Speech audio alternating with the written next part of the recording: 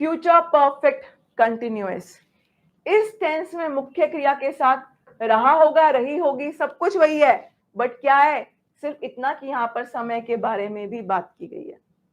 बिल्कुल सेम जैसे आपने सिंपल टेंस वाला सेशन देखा है और सिंपल प्रेजेंट टेंस वाला सेशन देखा है, उसमें मैंने एंड तक गई हूं और मैंने प्रेजेंट परफेक्ट कंटिन्यूअस की बात करी है। वहां पे जो एग्जाम्पल था वो डिटो जा रहा है आपका यहां भी, क्योंकि सब चीजें सेम है, मतलब रहा होगा, रही होगी, डिफरेंस क्या है, टाइम। जैसे उस टाइम पे है ना वो ये कर रही होगी, तो आप क्या यूज करेंगे, future perfect continuous.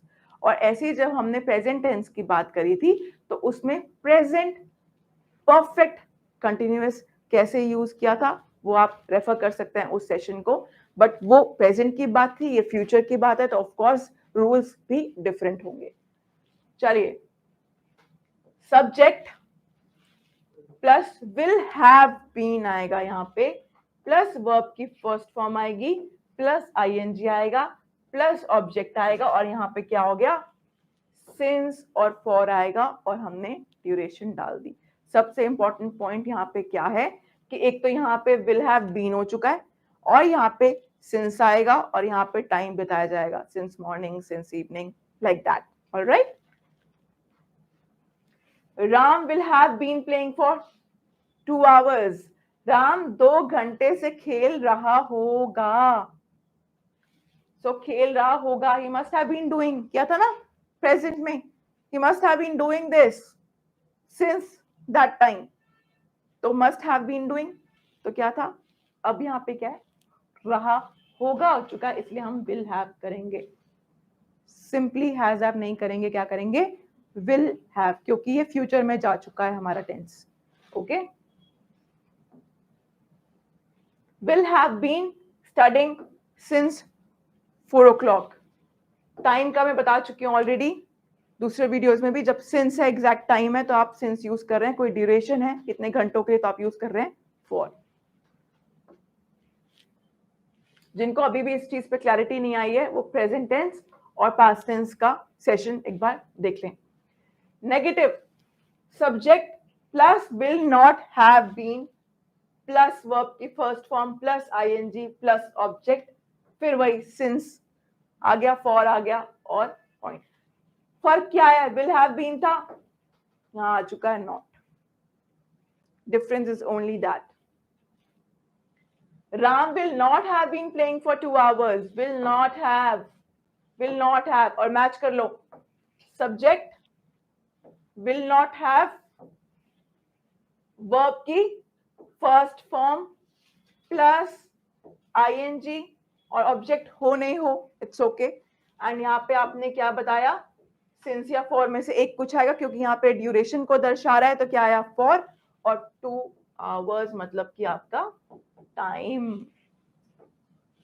Point of time. Alright, so same आप इसको रेफर कर सकते हैं, he will not have been studying since 4 o'clock, exact time है तो सिंस 4 o'clock। इंट्रोगेटिव, सब कुछ वही है, क्वेश्चन में कन्वर्ट किया गया है। अब इसका बस आप लोग रूल देख लीजिए, एक तो क्वेश्चन मार्क मिस नहीं करना, WH फैमिली से स्टार्ट हो रहा है, विल आ रहा है, सब्जेक्ट आ रहा है, फिर हैव बीन आ रहा है। नॉर्मली क्या हो रहा था, will have been, but will you have been, बस ये आ गया, बीच में सब्जेक्ट आ चुका है। Okay, important point to note, will have been था, अब यहां पे क्या हो गया, सब्जेक्ट बीच में आ चुका है। Okay, have been plus verb की first form plus ing object since for point of time, all complete replica, बिल्कुल कॉपी है, डुप्लीकेट है उसका। ओके, सिर्फ डिफरेंस आपको मैंने बता दिया। अब ये विल क्यों है, क्योंकि ये क्या से स्टार्ट हो रहा है, क्या बीच में नहीं आ रहा, इसलिए हम WH फैमिली को नहीं यूज कर रहे हैं। और have been playing, have been studying, will he have been writing। Okay, अब इस केस में ये भी हो सकता था, अगर मैं WH फैमिली यूज करती तो फिर बीच में आता will Ram have been. Okay, where will Ram have been going. Okay, तो इस तरीके से आप यूज कर सकते हैं, ठीक है। और आगे आप ड्यूरेशन डाल देंगे। नेगेटिव इंट्रोगेटिव, बस क्या आ गया जी यहाँ पे, not. So this is how you need to remember. Rules are very important. I recommend you to take a minute and please write down the rule, because if you know the rules, you will not make mistakes. और अगर आपको rule ही याद नहीं रहेंगे तो आपकी mistakes कभी गायब नहीं होंगी. They will go on like this, the way they are right now. All right.